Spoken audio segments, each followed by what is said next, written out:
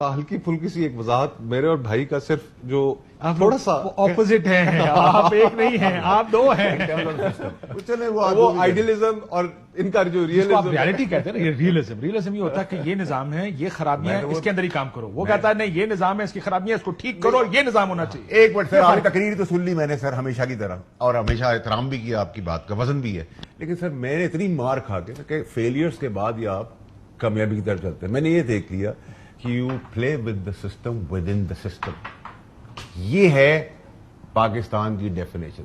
سب system کے ساتھ کھیلتے ہیں, سسٹم کے اندر. میں سسٹم کے باہر گیا تھا, میں بھی آئیڈیلسٹک تھا, جب میں آیا تحریک انصاف میں 14-15 سال میں, آئیڈیلسٹک, نیا پاکستان, نئی دنیا, کوئی کرپشن نہیں, سب کچھ ڈفرنٹ تھا. سب الٹا ہو گیا.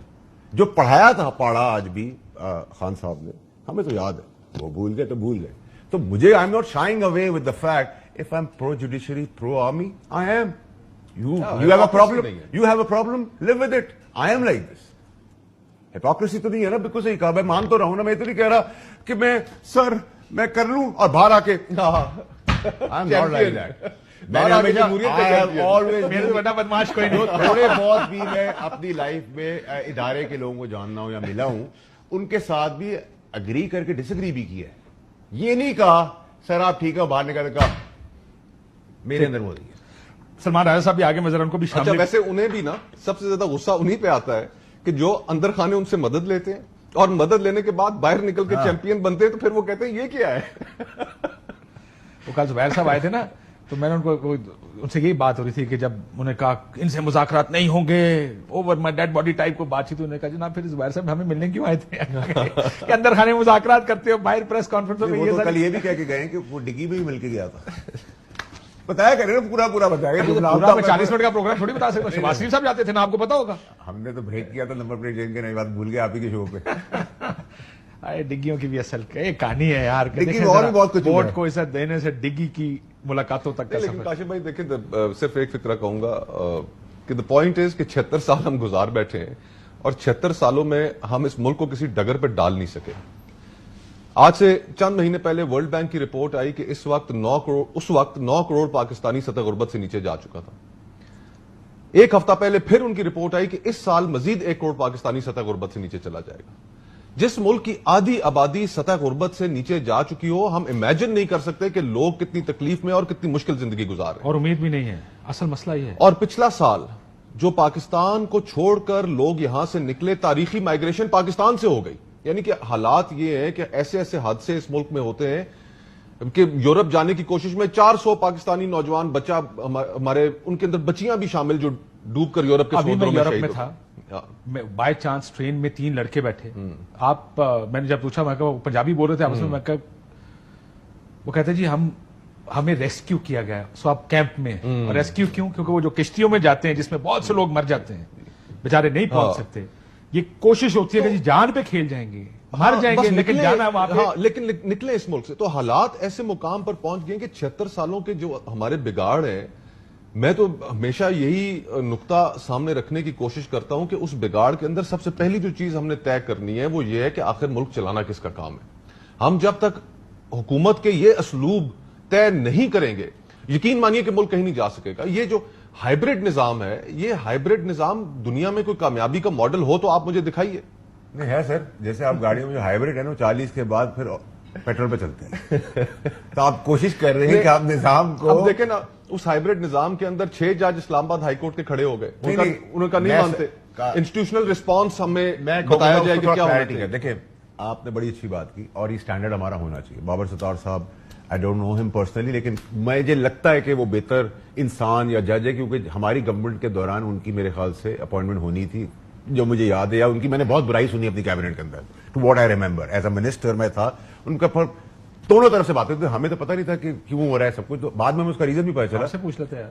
اچھا مجھے بعد میں پتا چل گیا, not the prime minister but the ministers, چاروں طرف سے تھا. اس میں جو پھر مجھے پتا چلا کہ ہم وہ لابیز بناتے ہیں, دماد بنوئی, باپ چچا نانا دوستی یاری والے بھی جج ہم بناتے ہیں. اس دن جا کے مجھے پتا چلا. تو آئی ہیو نو پرابلم جو بابا سچ کہہ رہے ہیں, جھوٹ کہہ رہے ہیں, زیادہ کہہ رہے ہیں, کم کہہ رہے ہیں. Let's not debate on that. ٹھیک ہے, ٹھیک ہے, اگر میں وہی کہہ رہا ہوں, میں تم کو جانتا ہوں, لیکن میں نے صرف یہ دیکھا کہ میرا پیمانہ یہ ہے کہ اگر کسی کی بہت برائی ہو رہی ہو اور آپ جانتے ہیں اس میں کوئی نہ کوئی سپارک ہوگا جس لیے اس کی برائی ہو رہی ہے. یوزلی ہوتا ہے جس کو آپ بہت برا کہتے ہیں وہ برا ہوتا ہے.